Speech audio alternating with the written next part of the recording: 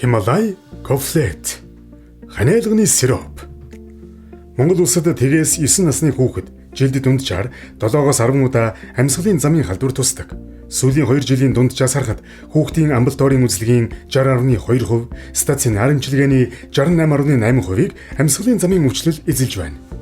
Ханиалга нь амьсгалын замын халдварын үед элбэг тохиолддог завуурын нэг бөгөөд хүүхдийн нойр, хөдөлгөөн, хооллолтонд нөлөөлж биеийг ядрааж сулдаадаг. Хүүхдийн амьсгалын зам богино нарийн тул цэр гадагшил чадалгүй хуримтлагдаж хатгаа болж хүндрэх тохиолдол их байдаг. Цэр ховхолж уушиг цэвэрлэх кофлет сиропын найрлагад зөгийн бал, гүгүүл модны давирхай, чихэр өвс зэрэг ордог. Найрлагад ордог зөгийн бал, давирхайн нийлмэл сироп болон ацетилцистеин, карбоцистеины ханиалгад нөлөөлөх үйлдэлийг харьцуулсан судалгааг танилцуулж байна.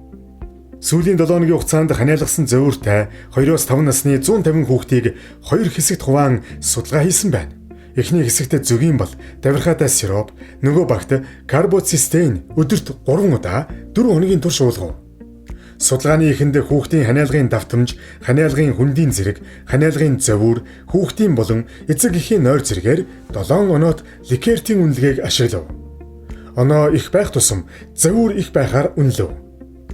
Судалгааны үр дүнд зөгийн бал, давирхайн сироп уусан хүүхдүүд 4 хоногийн дотор ханиалгын давтамж нь 256 оноогоор буурсан бол карбоцистеин уусан хүүхдүүдийн ханиалгын давтамж 172 оноогоор буурсан байна. Ханиалгын хүндийн зэрэг нь эхний бүлэгт 2.5-аар буурсан бол карбоцистеин уусан бүлэгт 173-аар буурав. Ханиалгын завууртай байдал нь эхний бүлэгт 283 оноогоор буурч карбоцистеин бүлэгт 195 оноогоор буурсан. Хүүхдийн нойр эхний бүлэгт 301 оноогоор, дараагийн бүлэгт 208 оноогоор буурч, эцэг эхийн нойр эхний бүлэгт 3 оноогоор, дараагийн бүлэгт 2 оноогоор буурч, аль аль бүлэгт нойр сайжирсан байна. Үр дүнгээс харахад зөгийн бал, давирхайн сироп нь карбоцистеинээс илүү ханиалгын хүндрэлээс сэргийлж, завуурыг багасган, нойрны чанарыг нэмэгдүүлж байгаа нь батлагдж байна. Кофлет сиропыг хэрэглэхдээ 2-оос дээш насны хүүхдэд 1 цайны халбаг буюу 5 мл-ээр өдөрт 3 удаа, 12-оос дээш насанд 10 мл-ээр өдөрт 3 удаа уулгаарай.